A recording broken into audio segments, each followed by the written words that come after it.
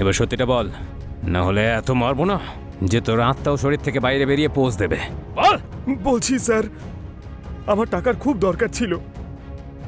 নৈতিক আর রুচি আমার গ্রামেই থাকতো। ওদের বিয়ের পর ওরা শহরে চলে যায়। তারপর আমি জানতে পারি নৈতিক ওর জমিটা বেচে দেবে, ওর কাছে অনেক টাকা আসবে। তারপর সোশ্যাল মিডিয়া থেকে ওদের ফটো বের করে মব করি আর নিউড বানিয়ে দিই।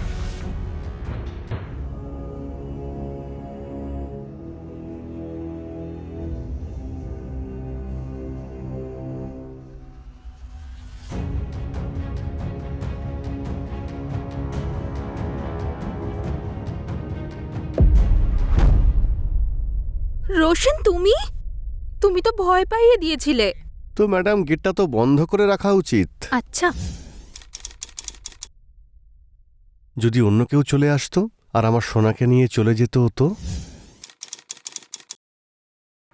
আচ্ছা, তাহলে তুমি আমাকে নিয়ে যাওয়ার বদলে অন্য কারোর আসার অপেক্ষা করছো? তুমি আমার সঙ্গে টেস্ট ম্যাচ খেলাটা বন্ধ করো। আর আমাদের এই যে ডিসিশনটা, তোমার থার্ড আম্পায়ার দাদা আছে না, ওনার জন্যই পেন্ডিংয়ে রয়েছে। হুম। দাদার সঙ্গে কথা বলেছো? না গো, দাদা বৌদি ভ্যাকেশনে গিয়েছে অ্যাকচুয়ালি। তো ওরা ফিরে আসলেই কথা বলবো, কিন্তু কিন্তু কি? কিন্তু পনের কথা আমি ওদেরকে বলতে পারবো না। তুমি তো জানো যে আমার টাকার কত প্রয়োজন, আর তোমার দাদার কাছে তো টাকা আছে। তোমার ভাগের জমি বিক্রি করলেই তো তোমার দাদা টাকা পেয়ে যাবে। তাতে তুমি যে ভাগটা পাবে, আমি তো সেটাই চাইছি। এটা আবার পণ নাকি? কিন্তু তুমি কি জানো রোশন, আমাদের এখানে ছেলের বাড়ি থেকে যা কিছু ডিমান্ড করা হয় তাকে পণ হিসেবেই গণ্য করা হয়। যদি দাদা রাজি না হয় তো? তুমি আমাকে ভালোবাসো না? বলো, আমাকে তুমি ভালোবাসো না? বাসি তো আমি। তাহলে তুমি বলো না। রাজি না হলে অন্য উপায় ভাবতে হবে। কিন্তু তুমি তো জানো যে আমার টাকার কত প্রয়োজন, আর তার জন্য আমি সব কিছু করতে পারি। আচ্ছা, আমার জন্য? তোমার জন্য তো আমি আমার জীবন দিতে পারি। ওকে। আর তুমি বললে আমি জীবন নিতেও পারবো। আচ্ছা, হ্যাঁ।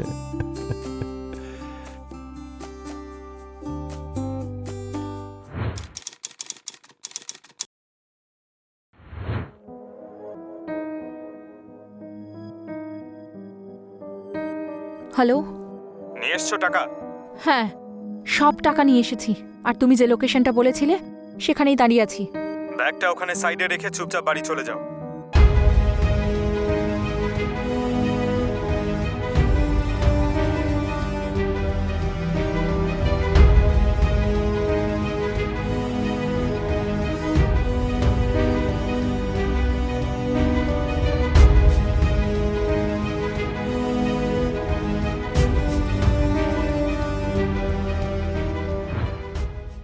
নতুন নতুন বিয়ে হওয়ার পর নৈতিক আর রুচি নৈতিকের দিদি শ্বেতার সঙ্গে শহরে কিছু মাস আগেই শিফট করেছিল।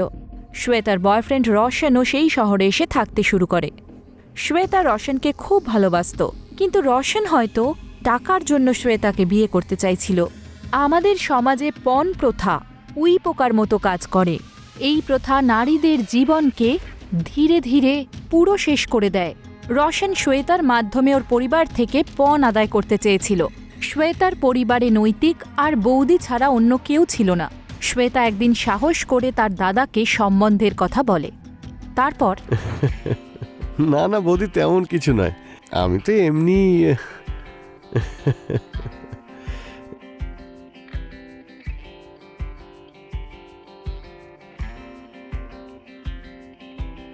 আরে, আমাদের শ্বেতা তো দেখছি এখন থেকেই ছেলের বাড়ির হয়ে গেল। আরে বৌদি, তুমিও না।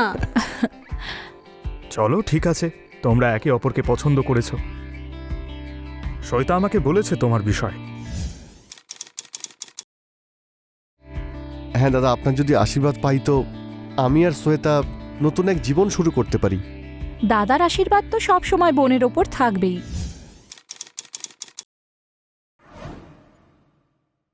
কিন্তু তোমার এই টাকার শর্তটা আমি মেনে নেব না। আমরা আমার বোনের কন্যাদান তো করতে চাই। ওকে কোনো টাকার মেশিন তৈরি করে ওর শ্বশুর বাড়িতে ওকে পাঠিয়ে ওকে প্রত্যেকবার বলে আমাদের থেকে যেন টাকা না চাওয়া হয়। দাদা, আপনি এরকম কেন ভাবছেন? আমি এমনটা কেন করব? তুমি এখনই করছো, তাহলে পরে করবে না এর কোথায় গ্যারান্টি আছে? দাদা, রোশন এরকম নয়। তুই মাঝখানে কথা বলিস না, আমরা কথা বলছি তো। দেখো রোশন, তুমি শ্বেতাকে বিয়ে করতে চাও, তাতে কোনো অসুবিধে নেই, কিন্তু আমরা 1 টাকাও দেব না। আরে সোজাসুজি বলুন না যে আপনি ওর ভাগে টাকাটা দিতেই চাইছেন না। রোশন, নিজের সীমা অতিক্রম করো না। গেট আউট, আমিও এখানে অপমান হতে কিন্তু আসিনি। Get out from here.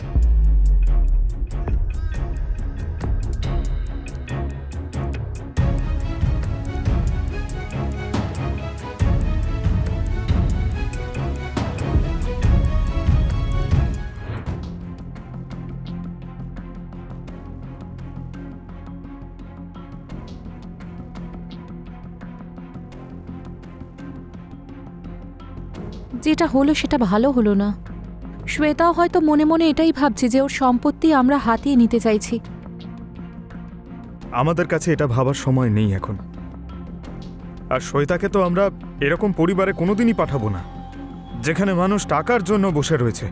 তুমিও ঠিকই বলছো, কিন্তু শ্বেতাকে সেটা কে বোঝাবে? ও তো রোশনকে বিয়ে করবে বলে জেদ ধরে বসে আছে। তুমি তো জানো শ্বেতা অবুঝ, কিন্তু তার মানে তো এটা নয় যে ওর অবুঝপনায় আমরা ওর সঙ্গ দেব। তুমি টেনশন করো না, কিছু একটা করছি।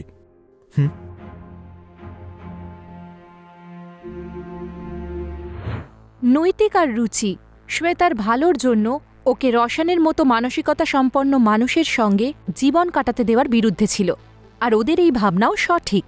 যে ব্যক্তি এখন টাকাকে সম্পর্কের থেকেও বেশি বলে মনে করছে, সে বিয়ের পরে নতুন কোনো ডিমান্ড করবে না, এটার কি গ্যারান্টি আছে? কিন্তু রোশন শ্বেতার মনে তার দাদা বৌদির বিরুদ্ধে বিষ ঢালতে শুরু করে দিয়েছিল। এখন এই বিষ কী রূপ নেবে? অর্থাৎ রোশন নিজের টাকা পয়সার চাহিদা পূরণ করার জন্য কত দূর যেতে পারে সেটা বলা মুশকিল ছিল।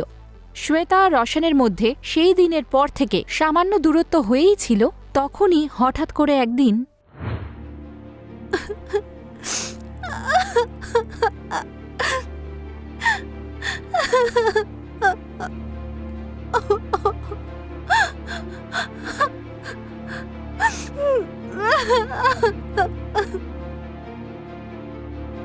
স্যার, হাজব্যান্ড ওয়াইফ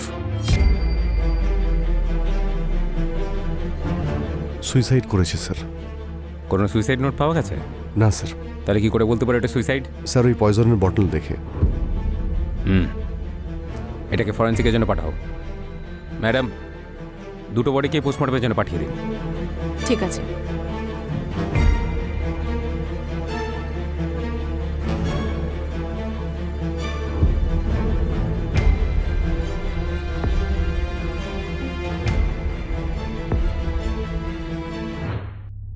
স্যার, ইনি হলেন শ্বেতা দেবী, ওনারই বোন ইনি। শ্বেতা দেবী আপনার দাদা বৌদিকে কোনো মানসিক অবসাদের মধ্যে দিয়ে যাচ্ছিলেন, বা এমন কিছু যেটার জন্য ওরা সুইসাইড করতে পারেন? না স্যার, ওরা তো ভালোই ছিল। ওদের বিয়ে হয়েছে মাত্র 4 মাস হলো। আমি জানি না ওরা কেন হঠাৎ করে সুইসাইড করলো। ওনার সঙ্গে কারোর কোনো শত্রুতা ছিল যে ওনার বিরুদ্ধে ষড়যন্ত্র করতে পারে? না স্যার, আমরা এখানে নতুন এসেছি, আমরা আগে থাকতাম না এখানে, কাউকেই চিনি না আমরা। শুধু দাদার একজন বন্ধু আছে, তার থেকে বেশি দাদা কিছু শেয়ার করেনি আমার সঙ্গে। আপনি প্লিজ নিজেকে একটু সামলান। যাই হয়ে থাক না কেন, ইনভেস্টিগেশনে ঠিক জানা যাবে।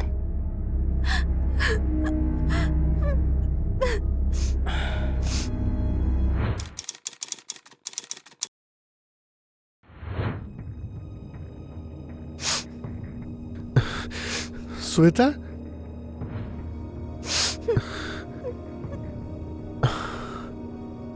নিজেকে শান্ত করো তুমি। কোথায় ছিলে তুমি এতদিন? আমি কতবার তোমাকে ফোন করেছি, ফোন যাচ্ছিল না তোমার কাছে।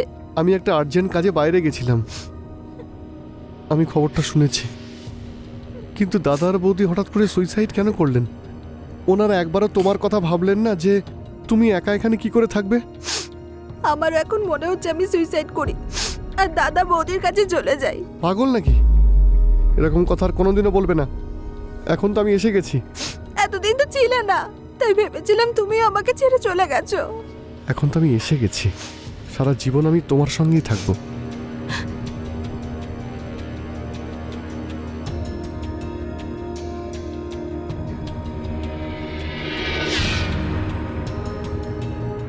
আসলে রোশন এই দুঃখের সময় শ্বেতাকে ছেড়ে কোথায় চলে গেছিল। এদিকে নৈতিক আর রুচির আত্মহত্যা করা, আর ঠিক তখনই রোশনের এইভাবে অদৃশ্য হয়ে যাওয়া আমাদের সন্দেহের জাল বুনতে বাধ্য করছে। তবে কি সত্যিই রোশন এমন কিছু করেছে যার জন্য নৈতিক আর রুচি সুইসাইড করল? এটা কি সত্যি সুইসাইডই ছিল, নাকি মার্ডার করে দুটো ভিকটিমের বডিকে সুইসাইড হিসেবে দেখানো হয়েছে? দেখতে গেলে রোশনের কাছে কিন্তু হত্যা করার কারণও ছিল। একটা কারণ, ওর টাকা পয়সার দরকার ছিল, আর নৈতিক ওর পথের কাঁটা হয়ে দাঁড়িয়েছিল। নৈতিক আর রুচি মরে গেলে সব সম্পত্তি শ্বেতা পাবে, আর ইনডাইরেক্টলি রোশন পাবে। আরেকটা কারণ, নৈতিক রোশনকে যে অপমান করেছিল। আসুন এরপর কি হলো দেখি। স্যার, হুম, এটা নৈতিকা রুচিকার পিএম রিপোর্ট। কি ব্যাপার, রিপোর্ট আসতে এত দেরি হলো যে? রিপোর্টটা রিচেকিংয়ের জন্য গিয়েছিল। স্যার, আপনার সন্দেহ হয়েছিল যে এটা মার্ডার হয়েছে, কিন্তু এটা সুইসাইড স্যার। না, আমার ইনস্টিংক্ট ভুল হতে পারে না। এই কেসে কিছুতে একটা ঝামেলা আছে। মানছি রিপোর্ট সুইসাইডের হতে পারে, এই ক্ষেত্রে ফোর্সফুলি সুইসাইড করানো হয়েছে। কল ডিটেলস বের করেছেন? হ্যাঁ স্যার, ডিটেলস তো বের করেছি, কিন্তু নাম্বারটা ওনারা রিসেন্টলি চেঞ্জ করিয়েছেন, আর গত 2 মাস ধরে 2-3টে নাম্বার চেঞ্জ করিয়েছেন। পুরোনো নাম্বারের ডিটেলস আমি চেয়ে পাঠিয়েছি। আর কোনো প্রমাণ? স্যার, নৈতিকের গ্রামে আমরা একটা টিম পাঠিয়েছি। ওখান থেকে জানা যায় নৈতিকের একটা জমি বিক্রি হওয়ার কথা ছিল। এই রোশনের সঙ্গে ওর বোনের বিয়ের কথা হয়েছিল, কিন্তু পনের জন্য দুজনের মধ্যে ঝামেলা হয়। রোশন, উঠিয়ে নিয়ে এসো এই রোশনকে। রোশনই এই কেসটাতে কোনো ক্লু দিতে পারে। আচ্ছা স্যার।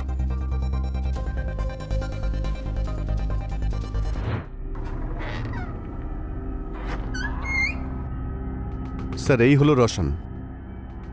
তাহলে মিস্টার রোশন, এবার বলুন বিয়ের প্রস্তুতি কেমন চলছে? স্যার, আপনি আমাকে এখানে কেন নিয়ে এসেছেন? কি করেছি আমি? আপনি একটা পরিবারকে পণের জন্য এতটাই বাধ্য করেছেন যে ওই পরিবারের বড় ভাই আর বৌদি সুইসাইড করেছে। স্যার, আপনি আমাকে কেন মিথ্যে অপবাদ দিচ্ছেন? এই স্যার, তোকে অপবাদ দিচ্ছেন না, তোর নামে কমপ্লেন আছে তাই উনি বলছেন। স্যার, এটা একদমই সত্যি নয়। তাহলে ব্যাপারটা কেমন সেটা তো বল। তোর কথা মতো আমরা কাজ করব। আমরা তো সত্যিটা খুঁজছি, যেটা তুই লুকিয়ে রেখেছিস। স্যার, আমি কিছুই করিনি, এটাই সত্যি। বল। স্যার, আমি সত্যি বলছি। স্যার, আমি এটা মানছি যে ওদের কাছে আমি পণ চেয়েছিলাম, কিন্তু স্যার আমি চেয়েছিলাম আমার আর শ্বেতার বেটার ফিউচারের জন্যে। পণ নেওয়াটা একটা অপরাধ, জানিস না তুই? স্যার, আমার মনে হয়েছিল এতে ওনাদের অসুবিধা হবে না। ওনার বোনের ভবিষ্যতের জন্যই তো চেয়েছিলাম। এ তো এইভাবে মানবে না। যতক্ষণ না ও মুখ খুলছে, মারতে থাকো একে। স্যার, সত্যিটা বল। স্যার, আমি কিছু করিনি। পুলিশ রোশনকে গ্রেফতার করার পর ওর ওপর পণ চাওয়ার অপরাধের জন্য আর মেয়ের বাড়ির লোকেদের ওপর জোর করার জন্য কেস ফাইল করে, আর ওকে জোর কদমে জিজ্ঞাসাবাদ করা হয়। কিন্তু কিছুই জানা যাচ্ছিল না। রোশন নিজের কথাতেই অনড় ছিল যে ও কিছুই করেনি। তবে কি সত্যি এই কেস সুইসাইড কেস ছিল, আর পুলিশ এটাকে মার্ডার কেস ভেবে ভুল করছিল? এটা যদি মার্ডার নাও হয়, সুইসাইড হয়, তার পিছনেও নিশ্চয়ই কোনো না কোনো কারণ থাকবেই। কেউ ইচ্ছে করে তো আত্মহত্যা করবে না, তাও আবার হাসি খুশি একটা পরিবার। আর রোশনের মতো লোকেদের তো জেলের মধ্যেই রেখে দেওয়া উচিত, না হলে টাকা পয়সার লালসায় এরা বিয়ের মতো পবিত্র সম্পর্ককেও টাকা পয়সার লেনদেনের ব্যবসা বানিয়ে তুলবে। ইতিমধ্যে শ্বেতা রোশনকে জামিন দেওয়ার জন্য পুলিশ স্টেশনে পৌঁছয়। শ্বেতা দেবী, আর ইউ শিওর আপনি রোশনের বিরুদ্ধে কোনো কেস করতে চান না? যদি আপনার উপরে কোনো চাপ থাকে সেটা আমাদের বলতে পারেন। না স্যার, আমি রোশনের বিরুদ্ধে কোনো কেস ফাইল করতে চাই না। আপনি ওর উপর যা যা চার্জ করেছেন প্লিজ ওগুলো তুলে নিন। দাদা বৌদি তো আর বেঁচে নেই। অন্তত রোশনের সঙ্গে আমি ভালোভাবে জীবনটা কাটাই, নাকি ওর সাথেও ভালো থাকতে দেবেন না? দেখুন, আমরা তো শুধু আমাদের কাজ করছিলাম।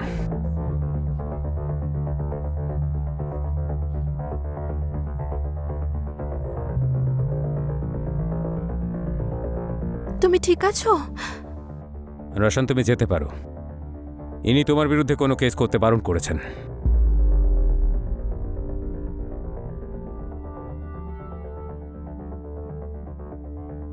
স্যার, আমার মনে হচ্ছে যে শ্বেতাও এর সঙ্গে জড়িত। কারণ দাদার বৌদি মারা যাওয়ার পরে সমস্ত সম্পত্তি তো ওরই হবে। যেভাবে ও রোশনকে সাপোর্ট করছে, আমি নিশ্চিত রোশনের সঙ্গে ও জড়িত। ওই নৈতিকা রুচির পুরনো নাম্বারের কল ডিটেলস পেয়েছেন? হ্যাঁ স্যার। নৈতিকা রুচিকার কল ডিটেলসের ফাইল স্যার, এই যে।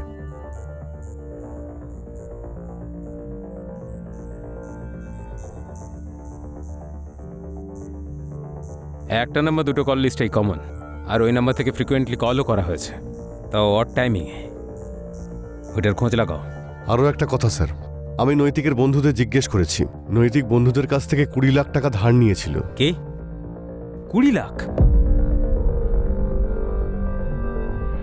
শ্বেতা রোশনকে পুলিশ কাস্টাডি থেকে জামিন দিয়ে নিয়ে তো গেল, কিন্তু ও কি এটা ঠিক করলো? রোশন যদি সত্যি ওর দাদা বৌদির সুইসাইডের রিজন হয়, তখন ও কি শ্বেতাকে একটা ভালো জীবন দেবে, নাকি টাকা পয়সার জন্য শ্বেতাকেও এরকমভাবে মৃত্যুর মুখে ঠেলে দেবে? পুলিশ যখনই জানতে পারল যে নৈতিক নিজের কোনো বন্ধুর থেকে 20 লাখ টাকা ধার চেয়েছিল, তখন পুলিশের সন্দেহ রোশনের ওপর আরও বেশি গভীর হতে থাকল। এত বেশি টাকা কেউ কেন চাইতে যাবে? হতে পারে রোশন কোনোভাবে নৈতিক আর রুচির ওপর জোর করেছিল, বা এমন কিছু যার ওপর থেকে এখনো পর্দা সরেনি।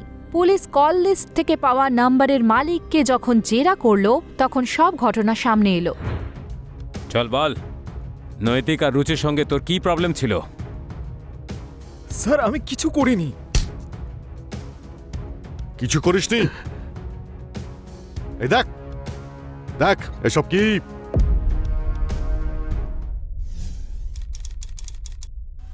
এবার সত্যিটা বল, না হলে এত মারবো না যে তোর আত্মাও শরীর থেকে বাইরে বেরিয়ে পোজ দেবে। বল। বলছি স্যার, আমার টাকার খুব দরকার ছিল। নৈতিক আর রুচি আমার গ্রামেই থাকতো। ওদের বিয়ের পর ওরা শহরে চলে যায়। তারপর আমি জানতে পারি নৈতিক ওর জমিটা বেচে দেবে, ওর কাছে অনেক টাকা আসবে। তারপর সোশ্যাল মিডিয়া থেকে ওদের ফটো বের করে মব করি আর নিউড বানিয়ে দিই।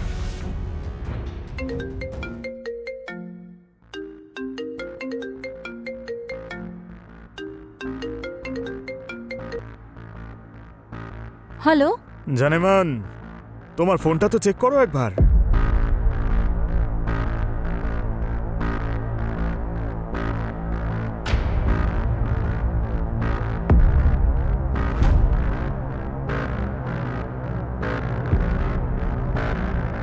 এইসব তো আমার সোশ্যাল মিডিয়ার ফটোজ। এগুলো দিয়ে কি করেছো তুমি? আর কে তুমি? তুমি জানো এগুলো মব ফটোজ, আর আমি জানি, কিন্তু পাবলিক তো ফটো দেখে পুরো মজা নেবে। যখন তোর বউকে লোকে এই অবস্থায় দেখবে, তখন ভাব তোর মনের অবস্থা কি হবে। কে তুমি? কেন করছো এইসব? দেখো। দেখবে তো এবার লোকে রঙিন যৌবন তোমার। তোর আর তোর স্বামীর বাইরে বেরোনো মুশকিল হয়ে যাবে। পুরো ইন্টারনেটে তোর ফটো ভাইরাল করে দেব। যেখানে যাবি লোকে তোদের দিকে নোংরা নজরেই তাকাবে। বল, করে দেব ভাইরাল? দেখুন, আপনি যেই হন, আপনি যা চান সব দেব আমরা। ফটোটা ভাইরাল করবেন না, আমাদের জীবন নষ্ট হয়ে যাবে। 20 লাখ টাকা রেডি রাখিস, জায়গাটা আমি বলে দেব। আর শোন, তোর বউকে একাই পাঠাবি।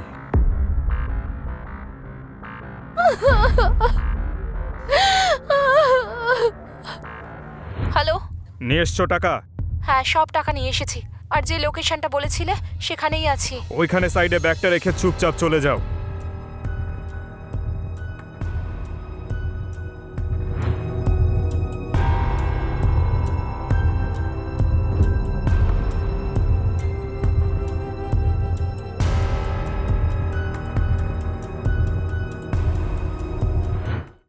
যখন ওরা তোকে টাকা দিয়েই দিয়েছিল, তাহলে ফটো ভাইরাল কেন করলি? স্যার, আমি ভয় পাচ্ছিলাম ওরা পুলিশের কাছে না চলে যায়, সেই জন্য আমি ভাবলাম নেট ক্যাফে থেকে ভাইরাল করে দেব, কেউ জানতেও পারবে না, আর ওরা সুইসাইড করে নেবে, ব্যাস কেস খতম। আর তোর মনে হয়েছিল যে অপরাধ করে আইনের চোখ থেকে বেঁচে যাবি? অপরাধী যতই ধুরন্ধর হোক না কেন, আইন তাকে ঠিক ধরে ফেলে। একে এত মারো যেন নিজের ফটো এডিট করার আগেও ও 100 বার ভাবে। স্যার, লোকেশ একটা সাধারণ ছেলে। টাকার অভাবে হোক বা টাকা পয়সার লোভে অপরাধের এমন এক চোরাবালিতে সে প্রবেশ করল যার ফলে অনেকগুলো জীবন শেষ হয়ে গেল। সোশ্যাল মিডিয়া এমন একটা প্ল্যাটফর্ম যেটা আমাদের ভালোর জন্য বানানো হয়েছে, যাতে আমরা দূরে থাকলেও একে অপরের কাছে থাকি, একে অপরের জীবন সম্পর্কে জানতে পারি। কিন্তু আজকাল সোশ্যাল মিডিয়াতে যে কোনো ফটো আপলোড করা বিপদের থেকে কম নয়। না জানি কেউ আপনার সেই ছবির সুযোগ নিয়ে আপনাকে ব্ল্যাকমেল করতে শুরু করে দিল। নৈতিক আর রুচির ছবি লোকেশ ছেলেটি টাকা পাওয়ার পরেও ভাইরাল করে দিয়েছিল, যার ফলে দুজনেই নিজেদের প্রাণ হারায়। এই ঘটনা থেকে আমরা এই শিক্ষাই পাই যে যখনই আমরা যে কোনো ছবি সোশ্যাল মিডিয়াতে দেব, সেটার সেটিংয়ে গিয়ে সেটাকে আমাদের ফ্রেন্ড সার্কেল ছাড়া অন্য কারোর জন্য অ্যাভেলেবল না রাখা। পরের এপিসোডে আপনাদের সঙ্গে আবার দেখা হবে। নমস্কার।